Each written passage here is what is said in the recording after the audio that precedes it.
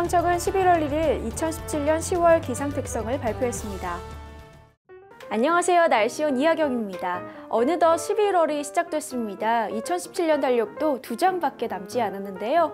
전국 유명산들의 나무도 오색빛깔 단풍의 절정기를 보이고 있습니다. 다음 주에는 무등산과 조계산에서도 곧 단풍이 절정에 달하겠는데요. 종종 반짝 추위가 나타나기는 하지만 예년 이맘때 늦가을 날씨를 보이면서 활동하기 좋을 때입니다. 단풍이 떨어지기 전에 가까운 산이나 공원을 걸으면서 2017년의 가을을 만끽해보는 것도 좋겠습니다. 그럼 11월 첫째 주 날씨온 뉴스 시작합니다. 기상청은 11월 1일 지난 10월 한 달간 기상 특성을 발표했습니다. 지난 10월 한 달간 기온은 평년보다 높았고 강수량은 평년보다 많았습니다. 올가을 서울의 첫서리는 평년보다 5일 늦은 10월 31일 관측됐고 첫얼음은 평년과 같은 10월 30일 관측됐습니다. 알쏭달쏭한 기상 용어를 보다 알기 쉽게 설명해드리는 기상백과사전의 이하경입니다. 다음 주 화요일이면 상강과 소설 사이에 드는 절기이자 겨울이 시작된다는 절기, 입동인데요. 입동을 며칠 앞두고 기온이 큰 폭으로 떨어지고 있습니다.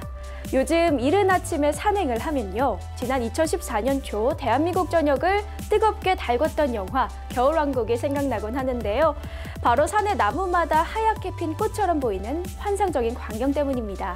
오늘은 순간적으로 얼어붙어 만들어진 얼음꽃, 순수한 우리말로 상고대라 불리는 무빙에 대해서 알아보도록 하겠습니다.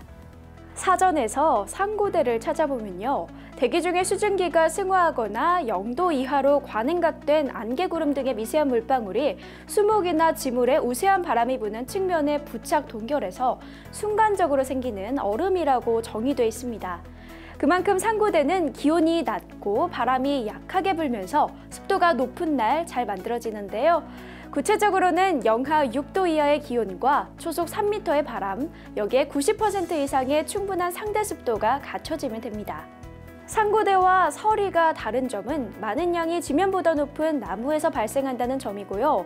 높은 산 주변에서 만들어진 안개가 나무의 잎이나 가지에 달라붙어 얼면 나무 서리가 되고 이는 수상이라고도 불립니다.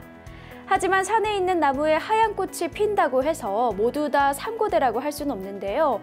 나무에 단순히 눈이 쌓인 것은 설화, 쌓였던 눈이 얼어붙어 얼음알갱이가 줄기에 매달려 있는 것은 빙화라고 합니다. 최근 지속되고 있는 지구온난화는 상고대 발생에도 적지 않은 영향을 끼친다고 합니다. 우리나라 역시 태백산맥 일부 지역만 제외하고 전 지역이 아열대 기후로 바뀐다면요. 아름다운 자연현상인 상고대는 사진 속 그리고 영화 속에서만 감상해야 할지도 모르겠습니다.